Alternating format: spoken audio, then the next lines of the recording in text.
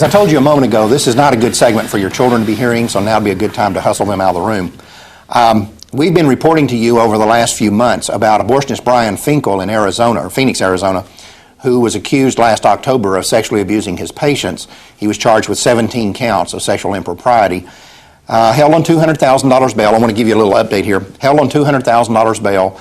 Immediately when this story made the papers, a whole bunch of other women started coming forward, and he remained in jail until January 16th, when for some inexplicable reason, Judge Pamela Franks decided to cut his bail in half, and 2 days later, Finkel walked out.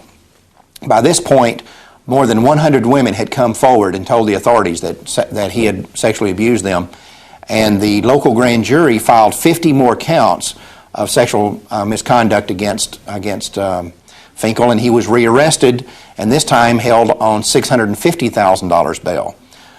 Another Arizona court then ruled that the amount of money that he had put up in the first incident would cover this one, and they let him out of jail 2 hours later without giving any more bail whatsoever. This is an outrageous situation, but that's what's happened. These women have charged Finkel with lots of different things, primarily massaging their clitoris, fondling their breast, and performing oral sex on them. And Finkel has got this incredible defense for all this, where he said that these women just simply aren't medical professionals and they don't understand what goes into a complete medical examination. Obviously, that's a preposterous argument to make. In any event, we have been able to get tapes of the conversations between the police and 4 former employees of Finkel's. And I think you're going to find on these tapes some pretty incredible things. Now, understand, these are all pro-choice women. Matter of fact, we know that at least one of them, and maybe 2, are now working in other abortion clinics. So it's not like these are all pro-lifers that are saying these things. But I want you to take a few minutes now and listen to these tapes and hear what these former employees have to say about this situation.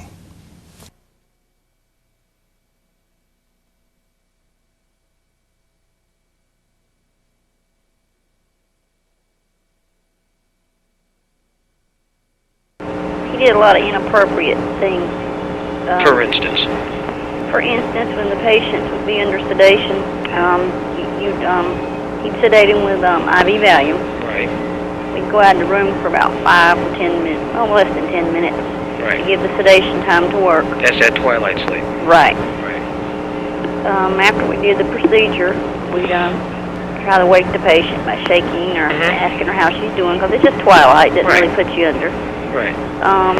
His tactics were to put his hand on their breast and shake them, which is unnecessary. Oh, to wake them from the twilight sleep? Right. He would touch them in places that they totally wouldn't be aware of because they're in the twilight. And when they come to, that's like a memory loss medication. You don't remember anything. Right. He done that quite often. And you've seen that happen? Every nurse that worked there knows that it happens quite often. Did he do this with all of his patients, or was there any particular ones? Only the really cute ones, and he was partial to black women and to Oriental women, and any women that worked out, the bodybuilder types. But you didn't need to touch a lady on her breast to wake her up. That's what the nurse is there for, and they have an arm, or you can just keep talking to them, and they do come around, or you just leave them alone because they're going to come around eventually. Right. And she was telling me that, he used to wake up his patients by, some of the nicer ones, by actually placing his hands on their breasts and yes, sir, it's true. That's true. And you have seen that? Yes, I have, as a matter of fact. He felt that's his ways of waking patients up because he said that was one of the most sensitive parts on a woman's body. And we have time and time and told him again, please not do that, because I felt it was inappropriate. We've even told his wife over numerous times about some of the things that he would do that we felt were inappropriate. How many times did you actually see him wake a patient up by putting his hands on their breasts? Let's say when I was working in the back, we'd do 5, 6, maybe 8 procedures in a day. Okay. I'd say half of what we saw, if they were attractive, attractive, they got the 6 or 8, breast about wake half up. of them. You're talking about 4 or 5 a day. At least minimal 3. At least a minimum of 3 a day. You do a follow-up visit after you have your abortion to make sure that everything is healing and there's no complications. Right. Do a pelvic.